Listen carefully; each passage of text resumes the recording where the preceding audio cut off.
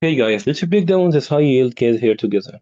So before I start, I want you to read and listen carefully with me, and I want you to put your answer down in the comments, okay? So for me, I will start with the last sentence and I advise you also guys to do so. It will tell you what you are looking for in the case. So if we read it, it will be which of the following pathophysiological mechanisms is most likely cause of these intraoperative finding. Nice. Here we are looking for the mechanism. Now let's read the case together. A 54 years old woman with end-stage renal disease comes to the hospital for a living donor renal transplant.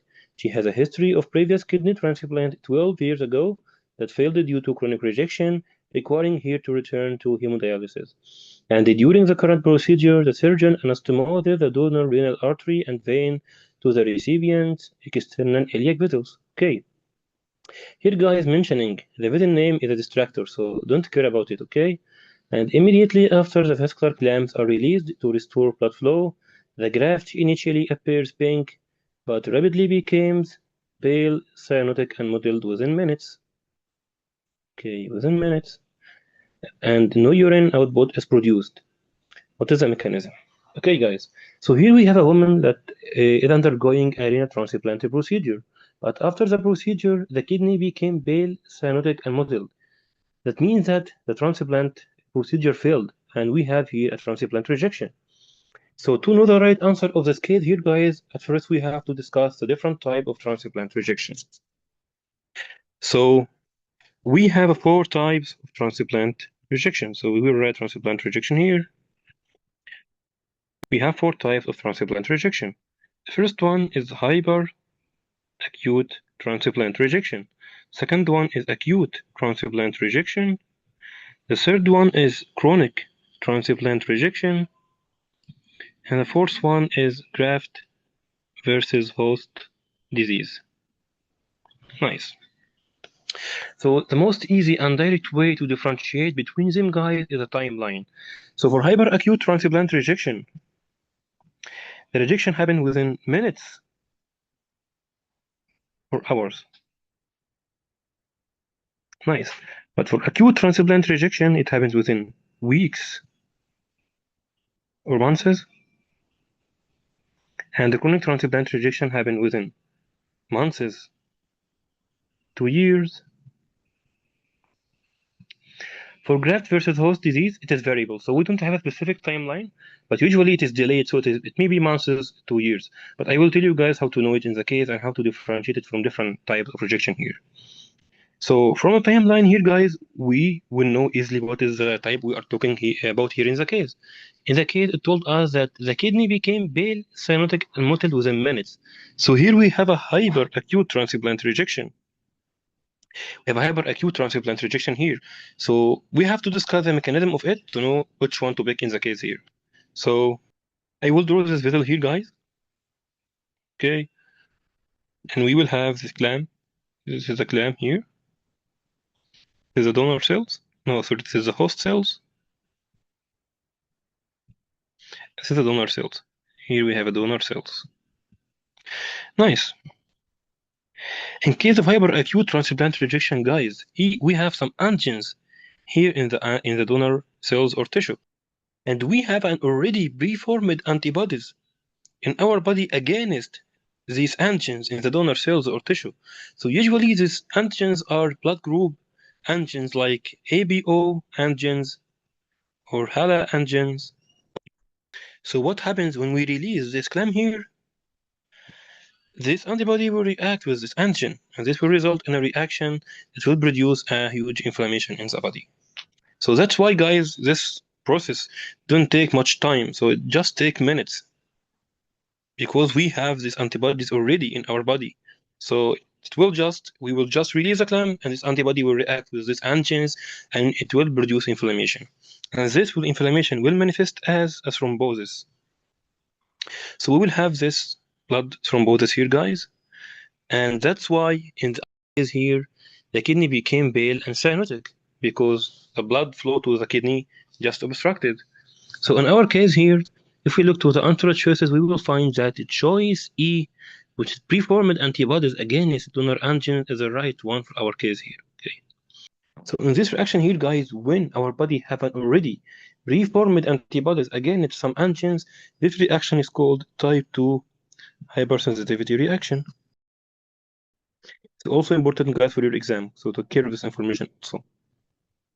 Now let's talk more about other transplant rejection types. For acute and chronic transplant rejection, we have the same mechanism, so we will discuss it here, guys. Acute and chronic rejection, guys, have the same exact mechanism, so we will discuss them here together, okay? For acute and chronic rejection, we have this antigen here. This is the donor antigen, and we have T lymphocytes in our blood. So in this case, for our body to recognize these antigens and to deliver them to the T lymphocytes, here the T lymphocytes will react against this antigen and will produce antibodies. Then this antibody will go to this antigen and it will react against it. So it is a longer process, guys. We have an antigen that we have to recognize and then deliver this antigen to the lymphocytes, and then to produce antibodies to recognize these antigens. So this process, guys, takes much more than minutes. So why it takes weeks or months or years? So it is pretty similar here, guys, the mechanism for acute and chronic rejection. The main difference is in the antigen itself. So for acute transplant rejection, it will mainly be MHC antigens, okay? But when we have, guys, this antibody bind to the antigen, this will lead to an inflammation. And this can manifest in different ways in both rejection types. So for acute rejection type or acute transplant rejection, it will manifest as vasculitis. But in chronic transplant rejection, it will result in very important thing, guys, for your exam. It will result in fibrosis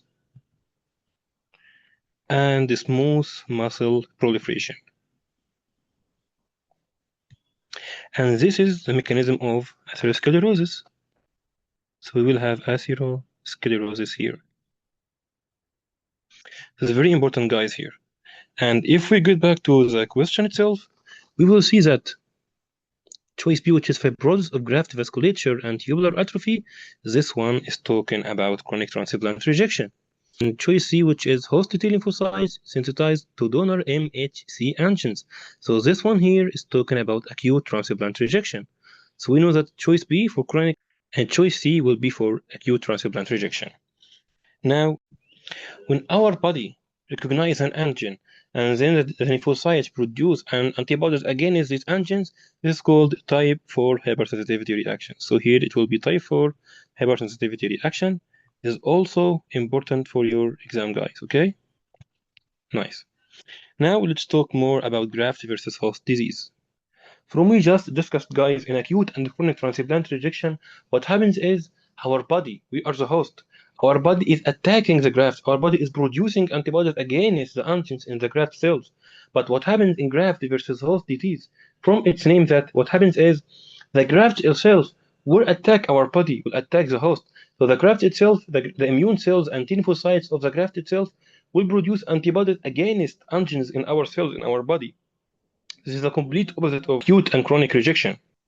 So there's the same mechanism in acute and chronic rejection, but it is the opposite.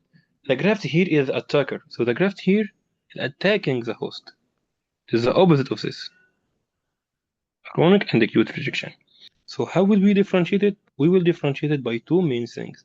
The first thing is the symptoms. It have a very unique symptoms, okay? So it will present with rash, diarrhea, and also with jaundice. It's very, very important, guys. You will see this in every case about graft versus host disease. Okay, and the second thing is the type of the transplant. For graft versus host disease, it is mainly bone marrow transplant or liver transplant. Nice. As I said, guys, it's usually delayed, so it will not happen in minutes, okay? As in our case here.